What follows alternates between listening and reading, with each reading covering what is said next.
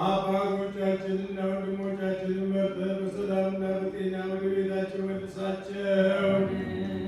የሰማዩን ነፋስ ዝናቡን በዚህች ዓመት የሚያፈራው የምድሩን ፍሬ እንደ ቸርነትህ ዘወትር ተድላንና ደስታን አድርግ። ሰላምህን አስናልን። ሁልጊዜ ለእኛ በጎ ነገር ሊያደርጉልን ጽኑዓን የሚሆኑ የነገሥታቱን ልቡና መልስ። በቅድስት ቤተ ክርስቲያን ሁልጊዜ ለሚሰበሰቡ ለቤተ ክርስቲያን ሊቃውንት ፍቅርን ስጥ።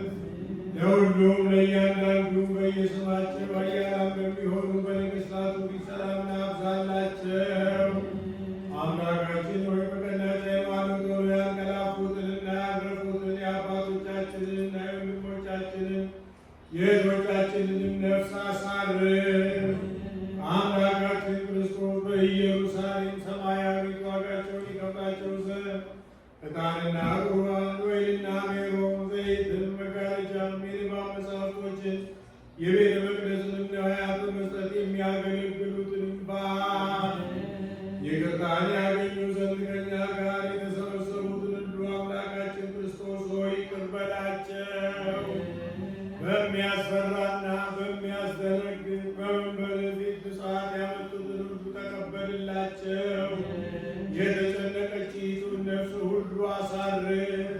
በሰንሰለት የታሰሩትን በስደትና በምርኮ ያሉትን መሪ በሆነ አገዛዝ የተያዙትን አምላካችን ሆይ በቸርነት አድናቸው።